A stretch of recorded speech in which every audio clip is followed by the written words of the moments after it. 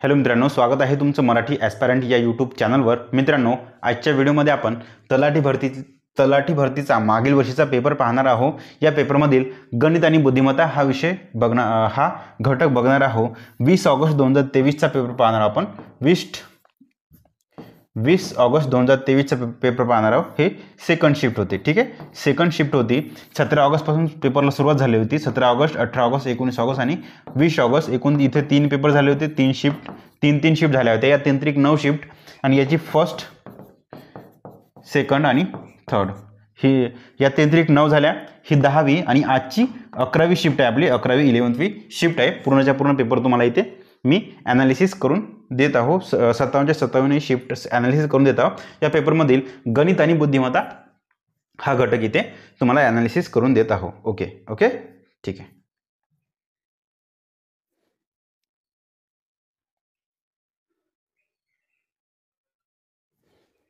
Where is गणित आणि बुद्धिमत्ता। जनरल इंटेलिजन्स आपला क्वेश्चन सॉल्व झाला। पहा आता क्वेश्चन नंबर 1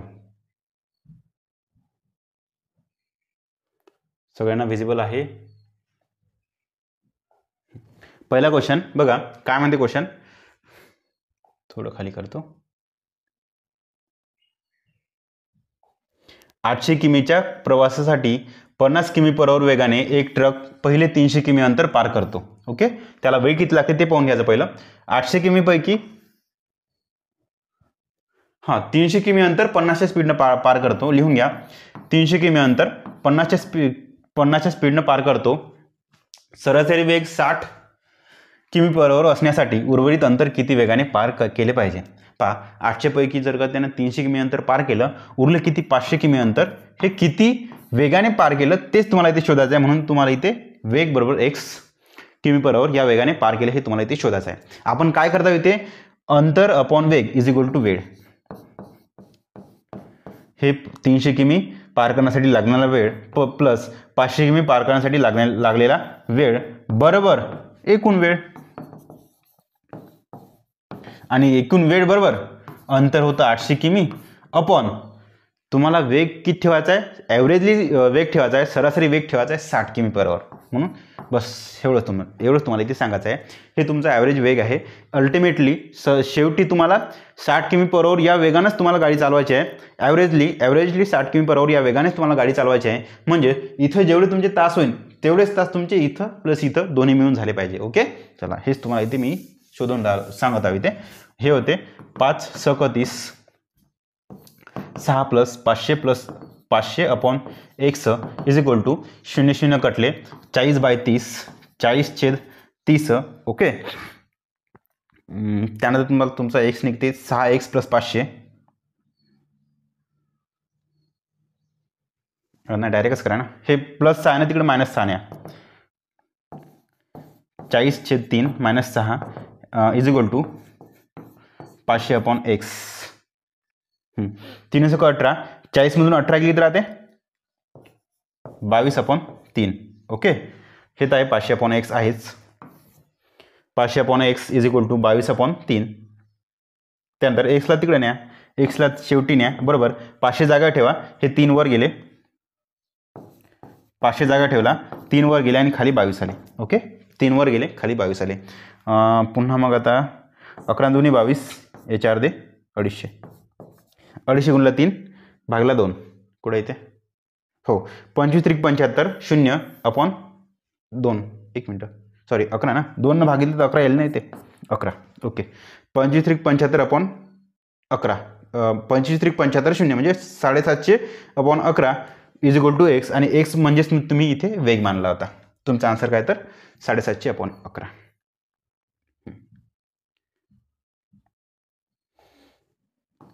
याला सॉल्व करा पहिलं। 2 भागला 2 गुणला 2, इथं 1 राहिला, 1 2 2 आले, प्लस 2 - 2 कटले, आन्सर तुमचं 2। नेक्स्ट तिसरा क्वेश्चन, विधान आणि निष्कर्ष। काही द्रव कपाटे आहेत, सर्व द्रव कपाटे आहेत। एक मिनिट, काही मिस्टेक्स आहे का। काही द्रव कपाटे आहेत, सर्व द्रव कपाटे, अरे हा सर्व द्रव आणि कपाटे ही कापूस आहेत. पहा, द्रवचा काही पार्ट कपाटे आहे, द्रवचा काही पार्ट कपाटे आहे, काही द्रव कपाटे आहे. जमलं. त्यानंतर काय म्हणताय, सर्व द्रव आणि कपाटे ही कापूस आहेत. पूर्ण द्रव आणि कपाटे ही कापूस आहेत. कापूस. ओके, मग निष्कर्ष काय निघते, सर्व कापूस द्रव आहे का? नाही. कापूसाचा काही पार्ट वाटल्यास द्रव आहे, म्हणून हे तुमचं कॅन्सल. सर्व कपाटे द्रव आहेत का? हो. सर्व कपाटे नाही, हे पण आहे ना, हे पण चुकलं. ना तो ए ना तो बी, एक किंवा दोन पैकी एकही तर्कसंगत नाही. ओके. नेक्स्ट क्वेश्चन नंबर 4 सगळ्यांना व्हिजिबल आहे.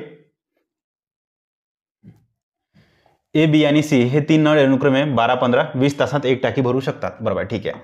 ए, बी आणि सी तिन्ही नळ अनुक्रमे एकाच वेळेस अनुक्रमे 12, 15 आणि 20 तासामध्ये टाकी भरतात सेपरेटली. जर ए ही पूर्ण वेळ उघडी ठेवली आणि बी व सी या दोन्ही आळीपाळीने एक एक तासासाठी उघड्या ठेवल्या तर टाकी किती वेळामध्ये भरतात? त्यांना काय म्हणायचं आहे का, ए तर पूर्ण ऑल टाईम उघडी आहे तुमची, परंतु एका वेळेस ए सोबत बी ठेवायची, त्यानंतर बी बंद करायची, पुन्हा ए सोबत सी ठेवायची. ओके, पुन्हा सी बंद करायची, मग पुन्हा ए सोबत बी चालू ठेवायची. ओके, हे असंच चालू. मग ए सोबत बी नंतर ए सोबत सी, नंतर पुन्हा बी नंतर सी, हे असं चालू ठेवायचं. असं चालू ठेवल्यानंतर हे एक एक तासासाठी गोष्ट करता येते. तर टाकी किती वेळेमध्ये भरेल हे तुम्हाला इथे काढायचं आहे. पहिलं टाकीची धारकता काढून घ्या, जे की तुमचे 20 त्रिक 60 होते. 12 पंचे 60, 15 चौक 60, 20 त्रिक 60. पहिल्या तासासाठी पहिला तास, नंतर सेकंड तास, असं करता करता थर्ड, फोर्थ, हा फोर्थ तास होईल, हा थर्ड तास होईल. अशा वेळेस मित्रांनो ए प्लस बी दोघांची क्षमता आहे 5 आणि 4 9. यावेळेस तुमची क्षमता 9 होत आहे, ज्यावेळेस 5 आणि 3 8 क्षमता होत आहे. दुसऱ्या तासासाठी 8 क्षमता होत आहे. ओके, टाकी एकूण आहे किती? 60. पहिल्या 2 तासासाठी 17 एकक टाकी भरली. पहिल्या 2 तासासाठी टाकी भरत आहे 17 एकक. ठीक आहे, 60च्या जवळपास पोचा. 17 त्रिक 51, 2 त्रिक 6, 6 तास बरोबर 51 एकक टाकी भरली. आता बघा, आता पाहिजे किती? 9च पाहिजे. ऑब्विसली इथं सर्वात पहिल्या वेळेस हेच आहे ना काम, इथं 9. ठीक आहे, म्हणून प्लस 1 तास ॲड करा आणि तुमची टाकी तुमची 60 भरली. म्हणजे 6 + 1 एकूण 7 तासामध्ये तुमची टाकी भरली. 7 तासामध्ये तुमची टाकी भरली. Okay, next. दिसत आहे सगळ्यांना? व्हिजिबल आहे का? पहा, एक ट्रेन ही उत्तरेकडून दक्षिणेकडे धावत आहे. ठीक आहे, ती उत्तरेकडून दक्षिणेकडे धावत आहे अशी. ती त्याच दिशेने 2 किमी/h आणि 4 किमी/h वेगाने चालणारे राज आणि मधुर. ठीक आहे, इथं राज आहे, इथं मधुर आहे. एकाची स्पीड आहे 2 किमी/h आणि 4 किमी/h. किमी/h. ओके, यांना अनुक्रमे 9 सेकंद आणि 10 सेकंदात ओलांडते. याला 9 सेकंदात ओलांडते, याला 10 सेकंदात ओलांडते. तर ट्रेनची लांबी x मीटर असेल तर एक्सचे मूल्य काय? एक्सचे मूल्य म्हणजे तुम्हाला इथे ट्रेनची लांबी काढायची आहे. बघा, शेवटी तुम्हाला इथे काय सांगितलंय, मीटरमध्ये आहे, इथे सेकंदमध्ये आहे, म्हणून सेकंदमध्ये आहे, तिथं मीटरमध्ये आहे. त्यामुळे हे किमी/h आहे ना, त्याला मीटर/सेकंद मध्ये कन्वर्ट करा, जे की आपण मीटर/सेकंद मध्ये 518 गुणून कन्वर्ट करतो. 518 गुणून करतो. म्हणून या आर म्हणजे कोण? तर राज आणि मधुर. राज आणि मधुर दोघांचाही वेग होते 5/9 आणि इथे 10/9. ठीक आहे, 10/9. ओके, पहा, मीटर/सेकंदचा तुमचा वेळ आला इथे. मीटर/सेकंद. जमलं इथपर्यंत? तुम्हाला ट्रेनची लांबी काढायची आहे की इथं एक्सची लांबी, ट्रेनची लांबी काढायची आहे. ट्रेनची लांबी म्हणजे मित्रांनो होते काय तर वेग गुणला वेळ. आणि जर का यांची दिशा एकच आहे म्हणून सांगितलंय, दिशा एकच आहे म्हणून सांगितलंय. जर का दिशा एकच आहे तर ट्रेनचा वेग मायनस त्या व्यक्तीचा वेग इज इक्वल टू ओव्हरऑल वेग, एकूण वेग होतो. ट्रेनचा वेग दिलेला नाही म्हणून इथून ट्रेनचा वेग हा ए माना. म्हणून याच्या वेळेस इकडं वेग तुमचा a-5/9 होईल. याच्या वेळेस वेग तुमचा a-10/9 होईल. ओके. मग तुमचं ट्रेनची लांबी x माना, म्हणून ट्रेनची लांबी x किंवा अंतर बरोबर अंतर हे काय असते मित्रांनो, वेग गुणला वेळ, वेग गुणला वेळ, वेग गुणला वेळ. हे कोणाचं, पहिल्याचं दुसऱ्याचं सेमच राहील, ट्रेनची लांबी अंतर सेमच राहील. ओके. आता वेग गुणला वेळ लिहिण्यापेक्षा सरळ डायरेक्ट हेच काढतो. पहिल्या व्यक्तीला अंतर 9 सेकंद वेळ लागे आणि वेग होता तुमचा काय होता इथे, ए मधून 5/9 मायनस करा. ठीक आहे. a-5/9 हे तुमचा वेग झाला. ओके. वेग गुणला वेळ. आता हे ट्रेनचा वेग मायनस त्या व्यक्तीचा वेग इज इक्वल टू ओव्हरऑल वेग. का?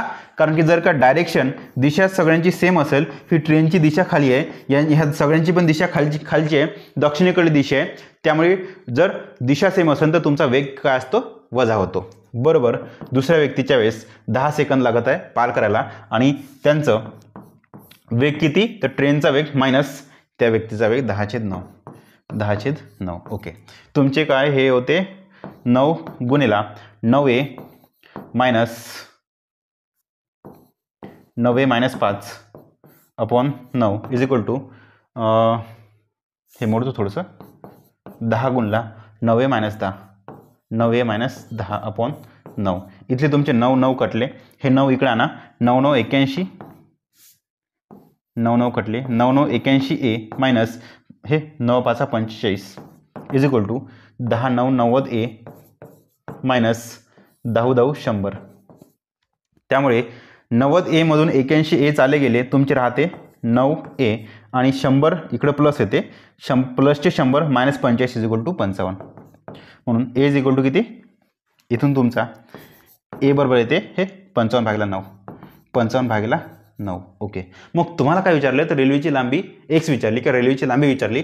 रेल्वेची लांबी म्हणजेच मित्रांनो काय, हे अंतर, आणि अंतर म्हणजे तुमचं हेच नाही का भाऊ, हेच नाही का, हेच अंतर आहे ना. ठीक आहे. मग a ची किंमत 55/9 टाकून द्या. कुठे टाकू आपण, हे सगळं मोडू का आता, हे थोडंसं इकडे मोडून टाकतो, कारण की आपल्याकडे हे कमी आहे. ट्रेनची लांबी वेळ गुणिला वेग, वेळ किती, पहिल्या व्यक्तीला 9 सेकंद लागत आहे आणि त्याचा वेग आहे a -5/9. ए म्हणजे काय, ट्रेनचा वेग मायनस 5/9. ए आपण किंवा ट्रेनचा वेग काढला 55/9, 55/9 मायनस माणसाचा वेग 5/9. ठीक आहे. 9 आहे, 55 5 गेले 50, 9 गुणला 50/9, 9 कटले, तुमचा आन्सर 50. ओके. चला, ट्रेनचं अंतर 50 किमी. नेक्स्ट, एका वस्तूची मूळ किंमत 4500 असेल आणि नफा 5% असेल तर तिची विक्री किंमत किती. अरे बापरे, एकदम इझी क्वेश्चन आहे. तिची मूळ किंमत आहे 4500, त्या 4500, आणि जर का नफा 5% कमवायचा असेल तर ती वस्तू तुम्हाला 100 वरून 105ला विकायला पाहिजे. ठीक आहे. 0 कटले 45 गुणला 105, हे होते तुमचे 105 गुणला 4 5, 5 25, इथे 5 आहे, इथे 5 आहे, हे कटले. ठीक आहे. पहा, 45 गुणला किती होते, इथं 75 आहे, इथं 25 आहे. पहिले 5 न गुणा ना, 5 5 25, 5 हातच्याले 2, 5 चौक 20, 2 22, 2. ओके. 0 असल्यामुळे शेवटी इथे 2 येणार आहे. नेक्स्ट, 6 नंबर क्वेश्चन सगळ्यांना विजिबल आहे. जर मालिकेतून सर्व संख्या वगळल्या गेल्या, संख्या तुम्ही डिलीट केला,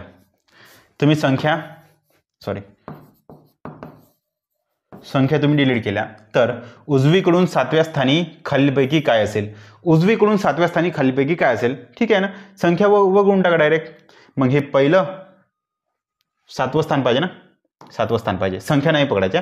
हे पहिलं संख्या सोडा, दुसरं तिसरं संख्या सोडा, चौथं संख्या सोडा, 5वं संख्या सोडा, 6वं संख्या सोडा, 7वं डॉलर. ठीक आहे.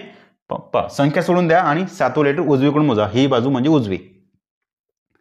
8वा क्वेश्चन पहा, विधाने सर्व कप बशा आहेत, सर्व कप बशा आहेत, काही बशा किटल्या आहेत. बशातला काही पार्ट तुमचा किटल्या आहेत. ओके. मग निष्कर्ष काय निघते, सर्व किटल्या कप आहेत, सर्व किटल्या कप आहे का? नाही. काही काही किटल्या असू शकते, परंतु ते पण सध्या इथे नाही आहे, म्हणून हे तुमचा आन्सर नाही. सर्व कप किटले आहे का? सर्व कप किटले आहे का? नाही आहे. ठीक आहे, कॅन्सल. ना तो ए ना तो बी. निष्कर्ष 1 किंवा निष्कर्ष 2 पैकी एकही तर्कसंगत नाही. ओके, पहा अशा कंडिशनमध्ये तुम्हाला बघा, जर का हे सर्व आणि काही असेल तर तुमचं सर्वचा आन्सरच येत नाही. सर्व आणि काही असेल तर सर्वचा आन्सर येत नाही. मी तुम्हाला एक थोडीशी ट्रिक देऊ का इथे? ट्रिक सांगतो, एक थोडी ट्रिक सांगतो इथे. पहा, विधान सांगतो. विधान, पहिलं आणि दुसरं विधान, तेव्हा निष्कर्ष काय निघते सांगतो. निष्कर्ष काय निघते सांगतो. कोणतं? पहिलं आणि दुसरं निष्कर्ष. जर का इथं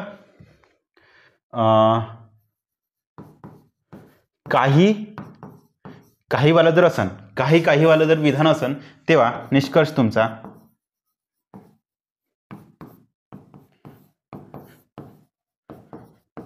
काही वाला असतो आणि सर्व वाला विधान निष्कर्ष नसतो. ओके, निष्कर्ष काही वालाच असतो. जर का याच्यापैकी वरच्या दोन विधानांपैकी जर सर्व वाला विधान असेल, सर्व वाले जर विधान असेल तर तुमचा निष्कर्ष काय निघतो? एक तर सर्व पण राहते आणि काही पण राहते. ठीक आहे, सर्व आणि काही दोन पैकी कोणतेही निष्कर्ष निघू शकतो. परंतु आता बघा, पहिलं काही झालं, सर्व झालं. एक सर्व आणि एक काही वाले जर विधान असेल, एक असेल सर्ववालं विधान आणि एक असेल काही वालं विधान, तर तुमचं निष्कर्ष काही निघते. ठीक आहे, काही निघते. चला, हे थोडंसं नोट करून घ्या. इथं सर्ववालं निघत नाही. सर्ववाले विधान निघत नाही. ठीक आहे, हे गोष्ट नोट करा. आता हे तुम्हाला जर वाटत असेल हे सर्व काही काय आहे ते मित्रांनो, दुसरं तिसरं काहीच नाही. फक्त हे जे इथले शब्द आहे ना, हे सर्व काही, बस सेम इथे टाकून द्या. हेच सर्व आणि काही सर्व काही हे इथे टाकून द्या आणि खालच्या निष्कर्षामधले हे इथे टाकून द्या. ठीक आहे, सर्वमध्ये टाकून द्या. पहा, सर्व आणि काहीचं विधान होतं, ज्यापैकी तुमचं सर्वचं विधान निघतच नाही. सर्वचं विधान रॉंग आहे. ओके, चला. परंतु याला काही सीमा आहे. कोणत्या सीमा? इथे तुम्ही डायरेक्ट स्पष्टपणे कोणते विधान निघत नाही हे सांगू शकता, परंतु कोणते विधान 100% निघतेच हे सांगता येत नाही. ओके, त्यामुळे तुमचं ते विधान चुकीचं ठरवण्यासाठी योग्य आहे, परंतु विधान योग्य आहे हे ठरवण्यासाठी ते ट्रिक काम पडत नाही. ओके, चला, तुम्ही कोणत्या याच्यात अप्लाय करून पहा. CKSA. C म्हणजे 3, K म्हणजे 11, S म्हणजे 19, A म्हणजे 27. मग त्याच्यानंतर काय आहे ते तुम्हाला शोधून घ्यायचं. पहा, 8 आणि 3 11, 11 आणि 8 9, 9 आणि 8 27 आणि हे होते किती? 15 का? 35. आणि 35 मधून तुम्हाला काय करायला लागतं? 26 मायनस करायला लागतं. ठीक आहे, 11 का? नाही 9 न. हो 4 आणि 5 9, बरोबर आहे. 9 म्हणजे आय, कारण की इथं 11चं कोणतंच नाही. आय इथं आहे, हे कॅन्सल. नेक्स्ट मग AEIOU, मधातलं हे AEIOU, त्याला काय म्हणते? हे स्वर सगळे. नेक्स्ट, जेव्हा 53 kg वजनाच्या कर्मचाऱ्यांपैकी एकाची जागा नवीन माणसाने घेतली, तेव्हा बोटीतील 10 वल्हेकरांचे सरासरी वजन 1.8 kg ने वाढते, तर नवीन माणसाचे वजन किती?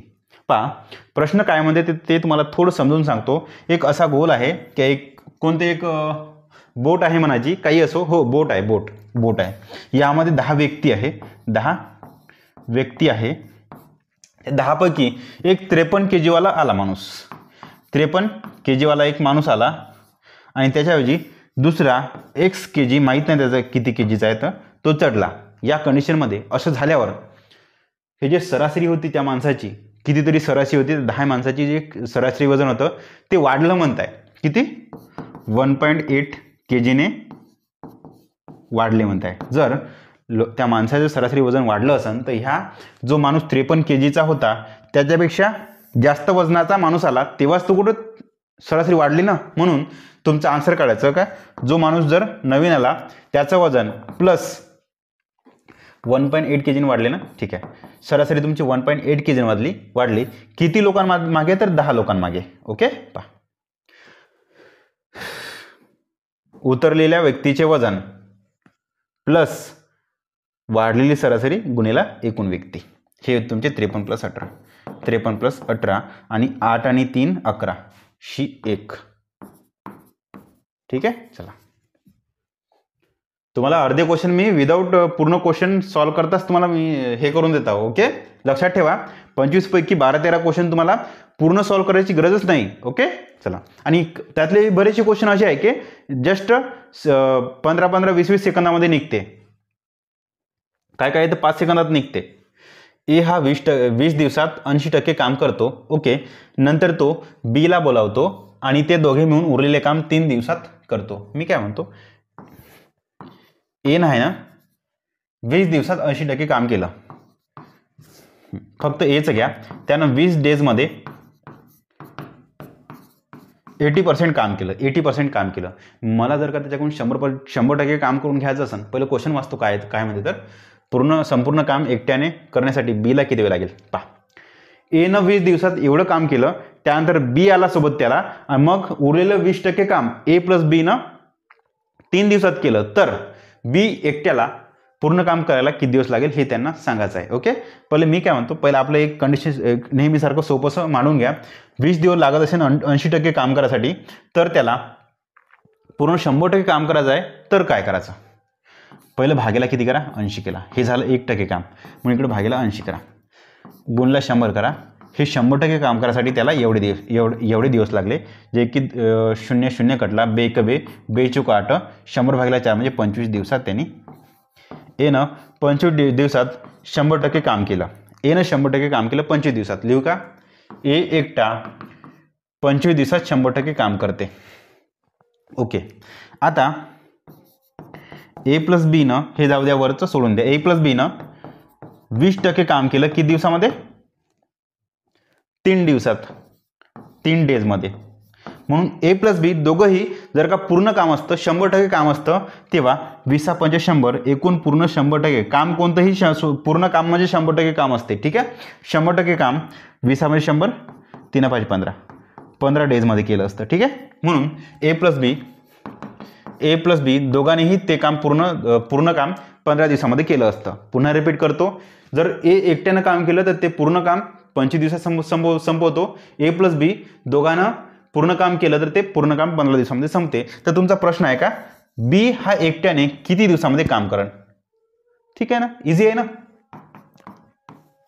त्याचे हे काढा, धारक ताक्या, त्याला काय एकूण कार्य काढा. एकूण कार्य किती निघते, 25 आणि 15चं हे लसावी 75, म्हणून 25 × 75, 15 × 5 = 75. हे काढायची गरज नाही वाटलं डायरेक्ट इथं, अरे हो काढा लागेल ना.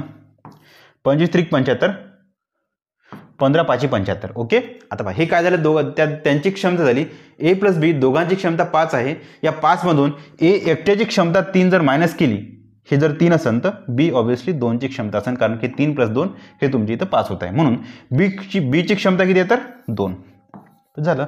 एकूण कार्य तुमचं 75 आहे.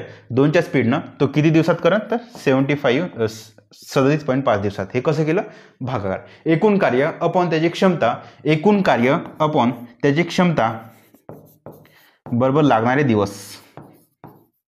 ठीक आहे, 75/2 म्हणायचे, 37.5. 12 नंबर क्वेश्चन घ्या. एका दूधवाल्याने सकाळी 15 लिटर दूध विकले. वितरणानंतर 3.025 लिटर दूध शिल्लक राहिले. किती दूध वितरण झाले? काय म्हणताय, 15 लिटर त्यानं दूध विकलं, परंतु म्हणजे विकत घेतले, 15 लिटर दूध विकत घेतले, परंतु काही दूध विकले आणि एवढे शिल्लक राहिले. ठीक आहे, मग त्यांनी किती विकले हेच सांगायचं आहे. स्पष्टपणे सरळ डायरेक्ट त्यांचं वजाबाकी आहे. 15 लिटर दूध एवढं घेतलं त्यानं, पैकी एवढं शिल्लक राहिलं, मग विकले किती, उरलेलं. 100 मधून 25 गेले 75, धमकेला वापस 10तून 1 गेला 9, धमकेला वापस 15तून 4 गेले 11, 11.975 लिटर. 11.975 लिटर एवढं काय तर जेवढं दूध त्याचं विकलं किंवा वितरण, एवढे दूध त्याचे वितरण झाले. गटातनं बसणारा शब्द, गटातनं बसणारं ऑप्शन पहा. जे नंतर लगेच के, जे नंतर वाय चुकलं, एल नंतर लगेच एम आहे, सी नंतर लगेच डी आहे. पहा इथं जे नंतर लगेच के आहे, इथं पण एल नंतर लगेच एम आहे, इथं पण सी नंतर लगेच डी आहे, परंतु जे नंतर लगेच इथं काय पाहिजे होतं, जेच्या नंतर के पाहिजे होतं नाही, म्हणून तुमचं हेच ऑप्शन वेगळं आहे, हाच घटक तुमचा वेगळा आहे. 14 नंबर क्वेश्चन बघा. 14. पुन्हा मित्रांनो हे बघा, टी आणि पी मध्ये काय संबंध आहे, पी क्यू आर एस नंतर टी, तसंच हे एफ आणि इथं काय संबंध आहे पहा, झिरीवर जात आहे ना, एफच्या आधी कोणी येते 6 असून हा 3 पाहिजे, सी पाहिजे, सी नंतर डी ई एफ नाही बी पाहिजे, सी डी ई एफ, सुरुवातीला बी पाहिजे, इथं बी आहे, इथं बी आहे, कॅन्सल. आता 49 शेवटी आहे म्हणून मधात लिटर पाय काय येतं, हे आर आणि एन मध्ये N O P Q R. Okay, मग डीच्या आधी किती पाहिजे, ऑब्व्हियसली इथं ए घेतलं, बी सी डी नाही येत आहे, मग झेड घ्या, ए बी सी नंतर डी, मधात झेड पाहिजे, झेड. ओके चला.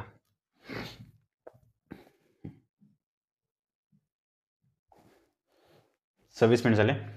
जेव्हा एका टीव्हीची विक्री किंमत 18,700 रुपये असते तेव्हा दुकानदाराला 15% तोटा होतो. आता बघा, या टीव्हीची किंमत जर 15% हा तोटा, म्हणजे जेव्हा टीव्हीची किंमत 18,700 असते तेव्हा 15% तोटा होतो. 15% जर एखाद्या वस्तूची किंमत एखाद्या वस्तूच्या किमतीमध्ये जर 15% तोटा असेल तर ती ऑब्व्हियसली ती प्रॉपर्टीची प्राइस मूळ किमतीच्या 85% आहे. ओके, 100-10%. तर 15% नफा होण्यासाठी त्या टीव्हीची विक्री किंमत किती पाहिजे पहा सांगतो. 18,700 ही तिची किंमत आहे. हे कोणती किंमत आहे, 15% तोट्यावाली किंमत आहे, म्हणून ऑब्व्हियसली ते 85% भागा 85%. 85% म्हणजे भागलं 85% ना, तेव्हा तुमचा 1% निघाला. तुम्हाला 15% नफा पाहिजे म्हणजे 100+ पाहिजे, 115. ठीक आहे, करा डायरेक्ट. याला भागा 17 आणि 5 येते, याला भागा 23 आणि 5 येते. ओके बघा, आणखी मग 17 × 17, पुन्हा 17 × 17 आणि हे डबल 0. 23 गुणला 11 किती होते पहा, डबल 0 सगळीकडेच राहते, परंतु 3 × 3 एकमेव ठिकाणी. ओके, इथे 8 आहे, 2 आहे, 2 आहे. 22, 21, 20, 19, 18 का R S T U V, R मला वाटते सगळीकडे नाही ना, हो नाही. ठीक आहे, हे 2 कटले. शेवटी 64 आणि 61 काय पाहिजे, हेच घ्यायचं ना. 7, 11, 20, 36, 7, 11, 20, 36, 7 आणि 4 11, 11 आणि 9 20, ऑब्व्हियसली 4 9 2चा 3चा 4चा वर्ग 16, 5चा वर्ग 25. ठीक आहे, पहा 16 म्हटलं तर 20 आणि 16 36, 36 आणि 25 किती ते 6 5 11, 1 शेवटी 1 पाहिजे. ठीक आहे, नेक्स्ट वर्गसंख्याचा फरक आहे तो शेवटी. हां चलो, डब्ल्यू आणि ए मध्ये काय फरक आहे, 7 आणि 14 मध्ये काय फरक आहे, 7 दुनी 14 होता, इथं 11 दुनी 22 पाहिजे शेवटी, तसं इथं 9 दुनी 18, मग तुमचं 11 दुनी 22 नाही पाहिजे. ओके, 9 दुनी 18 असतं तर पाहिजे असतं 11 दुनी 22, मग हे तुमचं हे लॉजिक नाही जमत, हे कॅन्सल करा. मग काय करायचं,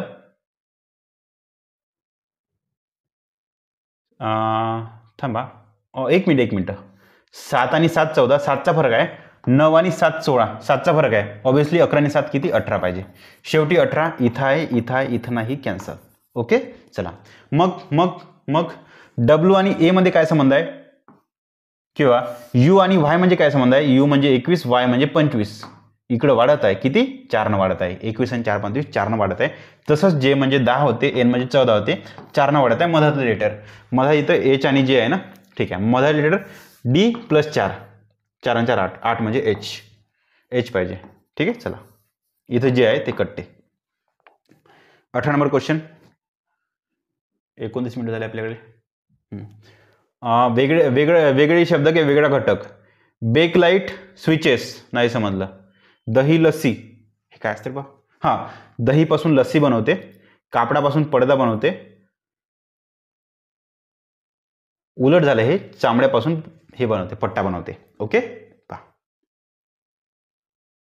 भले हे बिग लाईट पासून स्विचेस बनवते की नाही बनवते माहीत नसन, पण ह्या तिघांमध्ये पण आपण कंपॅरिझन करू शकतो ना. हे सोडून द्या, हे जर मला माहीत नाही, समजा तुम्हालाही माहीत नसन, हे सोडून द्या. परंतु ह्या तिघामध्ये समजा हे दोघं जण सेम आहे. ह्या सेकंड शब्दापासून जर का पहिला शब्द बनवत असन, सेकंड शब्दापासून पहिला शब्द बनवत आहे, तर इथं वेगळं आहे, इथं पहिल्या शब्दापासून सेकंड शब्द बनवत आहे, म्हणून हे तुमचं चुकलं, हेच तुमचं ऑड आहे. ठीक आहे. ह्या पहा, 3 शब्दांपैकी जर का खालचे 2 शब्द जर समान संबंध दर्शवत आहे, तर हा वेगळा संबंध आहे, हे चुकीची जोडी आहे ती. ठीक आहे. पहा, 1 लिटर पेट्रोलमध्ये 15 किमी 75 मीटर प्रवास करू शकते, तर एक बस, बरं, तर 7 लिटर पेट्रोलमध्ये किती किलोमीटर प्रवास करू शकते, गुणिले 7. 1 लिटरमध्ये एवढी प्रवास करते, तर 7 लिटरमध्ये 7 पट. ठीक आहे. इकडे जर 7 पट होत असेल तर याच्या 7 पट होत आहे, म्हणून 15 किमी गुणिले 7, किंवा असं करा ना सर, 15 किमी प्लस 75 मीटर गुणिले 7. मग 15 7 किती, 15 5 75, 15 7 90, 15 7 105 का, पाहून घ्या फक्त. 7 5 35, 3 7 10 105 प्लस 75 गुणिले 7, 7 5 35, 7 4 3, 7 7 49, 50 51 52, 525, 105 मीटर, 105 किमी, 525 मीटर. हे बघा, 105 किमी 525 मीटर. 20 number question. जर प्लस म्हणजे मायनस केलं, हां, मग 11 भागेला 17, भागेला म्हणजे काय होतं, हे गुणाकार आणि भागेला यांची अदलाबदल केली. ओके, ठीक आहे. गुणाकार आणि भागेला म्हणजे 17 गुणिले 11 करा. मग 17 गुणिले 11 इथं करू का, इथं गुणाकार करा, इथं प्लसचं प्लस आणि मायनस यांची अदलाबदल केली आणि गुणाकार भागाकार यांची अदलाबदल केली. मग तुमचं इथं भागाकारच्या ऐवजी इथं तुमचं गुणाकार येईल, प्लसच्या ऐवजी तुमचं मायनस येईल, मायनसच्या ऐवजी प्लस येईल, गुणाकारच्या ऐवजी भागाकार येईल. ठीक आहे. पहा, हे होते 11 गुणिले 7, त्याच्याऐवजी -149 करा. हे नंतर करू आपण, शेवटी पहिलं हे करा, -149 प्लस हे 25 5 प्लस 25, आणि ह्या दोघांचं गुणाकार किती होते, 187, शेवटी 3 3 6 5 आहे ना. ओके, इसमें बड़ा मजा है. ह्या दोघांची वजाबाकी केली तर हे मायनस चिन्ह येते. 9तून 5 गेले 4, 14तून 2 गेले 12. ठीक आहे. 187 मधून 124 मायनस करा, 124 मायनस करा. 7तून 4 गेले 3, ऑब्विसली तुमचं हे आणि हे आहे बरोबर. नंतर 18तून 12 गेले 6 का, 63. 21 नंबर क्वेश्चन.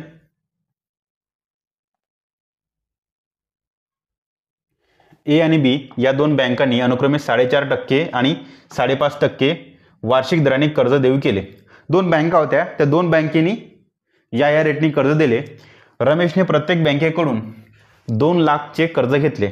ओके, पहा, ए आणि बी दोन बँका होत्या, दोन्हीने कर्ज दिले. एकीनं 4.5च्या रेटनं, एकीनं 5.5च्या रेटनं. रमेशनेच कर्ज घेतलं. हे रमेशने कर्ज घेतलं, या आपण बँकेकडून 2 लाख घेतलं, या आपण बँकेकडून 2 लाख घेतलं, दोन्हीकडूनही 2 लाख कर्ज घेतलं. ओके, रमेश यांनी 2 वर्षानंतर दोन्ही बँकांना भरलेल्या सरळ व्याजाच्या रकमेतील धनात्मक फरक किती.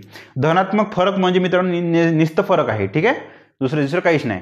धनसंख्या असणारी म्हणजे धनात्मक म्हणजे पैशाच्या बाबतीत तो फरक किती आहे, किंवा डायरेक्ट धनात्मक हा शब्द नाही वाचला जरी तुम्ही किती फरक आहे असं वाचलं तरीही तुमचं काम भागून जाते. आता काय म्हणत आहे का, दोन बँकांनी कर्ज दिलं, एकीने 4.5% व्याजानं, एकीनं 5.5% व्याजानं. दोघीनं पण कर्ज दिलं रमेशने दोन्ही पण बँकेचं कर्ज घेतलं, दोन्ही बँकेचं 2-2 लाख कर्ज घेतलं. तेव्हा काय म्हणताय, ह्या जेव्हा हा सरळ व्याज देईन 2 वर्षानंतर, तेव्हा दोन बँकातल्या व्याजातले फरक किती हेच तुम्हाला इथे सांगायचं आहे. एकदम इझी आहे. एकीचं व्याज आहे 4.5%, दुसरीचा व्याज आहे 5.5%. दोन्हींच्याही व्याजातला फरक आहे 1%. हे एका वर्षात झालं. 2 वर्षाचा व्याजातील फरक झाले 2% झाले. हे 2% म्हणजे कोणाचे तर 2 लाखाचे. बस 2% त्यांचा फरक आहे. काढून घ्या. 2 शून्य कटले, 2 शून्य कटले, 2 2 4 वर 3 शून्य, 4 वर 3 शून्य. सिरीज आहे 1 6 21 66. ह्या दोघांमध्ये फरक 5चा आहे, ह्या दोघांमध्ये फरक आहे 15चा. ऑब्विसली ह्या दोघांमध्ये फरक आहे 25 का 25. 1 6 1 6 1 शेवटी 6 पाहिजे, जे की एकाच ठिकाणी आहे. ओके, 5चा फरक, 15चा फरक, 25चा फरक. ऑब्विसली पुन्हा इथं 35 45 55 असा फरक येईल. ठीक आहे, दोघांमध्ये फरक 5 आणि 7 4 2 6. पुन्हा इथे फरक आहे का 35. 6 आणि 5 11 1 हातचा 1 7 7 आणि 3 10 आले 10. पुन्हा मग 45चा फरक होऊन तुमचं 46 येते. आणि ते किती 246 का सॉरी थांबा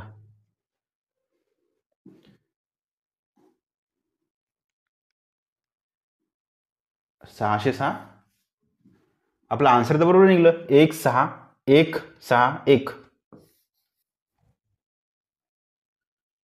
एक मिनिट, 5चा फरक 15चा फरक, इथं 25चा फरक आहे ना. 5 आणि 1 6 2 2 4 46 नाही, इथं 15चा फरक नाही, 45चा फरक आहे. ठीक आहे, 45चा. आपला आन्सर बरोबर आहे, आन्सर बरोबर आहे, कारण की एकक स्थानचा अंक 1 6 1 6 1 6 होत आहे. म्हणून मला एवढं समजलं का हे 5-5च्या पटीत काहीतरी असं वाढत आहे, म्हणजे 5च्या मल्टिपलमध्ये काहीतरी हे असं वाढत आहे. मग याच्यानंतर हे समजलं का हे होते 5 त्रिक 15 15 त्रिक 45. करा 45 त्रिक जेवढे होईल तेवढे, पुन्हा 45 त्रिक जेवढे होईल तेवढे, त्या रेटनी तुम्ही तिथे चाला. ठीक आहे, गुणला 3 असा फरक चालत आहे तिथे. सरळ व्याजाच्या वार्षिक किती टक्के दराने 7.5ची रक्कम 7 वर्षात एवढे होईल. ठीक आहे, व्याज सरळ आहे, सरळ व्याज आहे. 7,500 तुमची रक्कम होत आहे 9,150 होत आहे. म्हणजे व्याज किती लागत आहे 9,150 मधून 7,500 7,500 कमी करा. 50 91 मधून 75 गेली किती राहते अंश राहते 1650. 6 5 11 हातचा 1 8 1 9. ठीक आहे, बघा आता तुमचं व्याज एवढं आहे. सरळ व्याज इज इक्वल टू मुद्दल गुणेला रेट, मुदत गुणला रेट, जो की आर आहे, तुम्हाला माहीत नाही, तोच तुम्हाला इथे काढायचा आहे. भागाला 100. 2 शून्य कटले 2 शून्य कटले, 7 2 14 भाग जात नाही. मला वाटते 25चा भाग जाईल इथे. 25 त्रिक 75 25 सक 150 25 सक 150 बरोबर आहे ना. मला एक फक्त एकदा पाहू द्या. 25 सक 150 4 6 150 आणि पुन्हा 15 उडते, पुन्हा 25 सक 150, पुन्हा येते 3 2 6 3 2 6 भागीला 7 इज इक्वल टू आर. 22/7 भागीला आर हे तुमचे निघत आहे. 22/7 म्हणजे होते 3.14 इज इक्वल टू आर, जे की तुमचं इथे ऑप्शन किती दिले, इथं ऑप्शन आहे 3.33. हो, जवळपास सेमच आहे, बाकी कोणतेच ऑप्शन आहे ना, हे 6 आहे 4 आहे 5 आहे, ऑप्शन तुमचं आहे हे. ठीक आहे, नेक्स्ट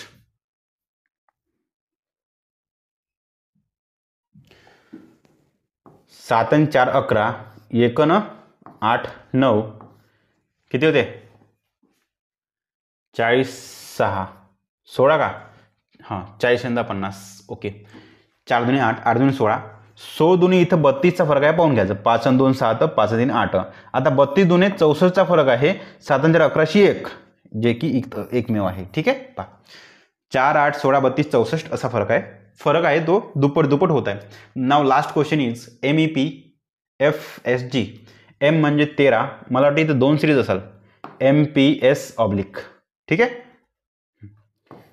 13 16 19 ऑब्लिक MPS ऑब्लिक 13 3 16 आणि 3 19 19 आणि 3 22 म्हणजे व्ही तुमचं. ओके, चला 25 क्वेश्चन इथे झाले. आशा करतो मित्रांनो व्हिडिओ आवडला असेल. तर व्हिडिओ तुम्हाला आवडला असेल तर नक्कीच एक छोटंसं लाईक करा आणि कृपया व्हिडिओला शेअर करत चला. आणि महत्त्वाचं काही क्वेश्चन एखादी सुटला असेल तर कमेंट करा, तो समोरच्या 1-2 व्हिडिओमध्ये मी टाकून देईन. ओके, आणि कमेंट करताना कृपया ते शिफ्ट कोणते आहे आणि त्या शिफ्टमधला पेपर क्वेश्चन किती नंबरचा आहे ते सांगा, किंवा माझ्या व्हिडिओ दरम्यान टाईमलाईन वगैरे तुम्ही सांगा, जेणेकरून मी समोरच्या व्हिडिओजमध्ये ते कव्हर करेन. ठीक आहे, काय सांगायचं तुम्हाला, डेट टाकायचे आहे पेपरची डेट आणि शिफ्ट आणि क्वेश्चन नंबर. जर एखादी क्वेश्चन सुटला असेल तर त्या पेपरची डेट, कधी पेपर झाला होता, पेपरची शिफ्ट आणि क्वेश्चन नंबर, हे यात 2-3 गोष्टी सांगायच्या. एक तर हे सांगा, किंवा माझ्या व्हिडिओ कोणता आहे, म्हणजे आता 57 शिफ्टपैकी 11वा व्हिडिओ आहे की 12वा व्हिडिओ आहे की 13वा व्हिडिओ आहे हे सांगा, आणि त्याची टाईमलाईन किती, टाईमलाईन सांगा किंवा क्वेश्चन नंबर सांगा. ठीक आहे, क्वेश्चन नंबर सांगा. Okay, thank you. जर एखादी क्वेश्चन सुटला तर या गोष्टी तुम्ही करा. थँक्यू.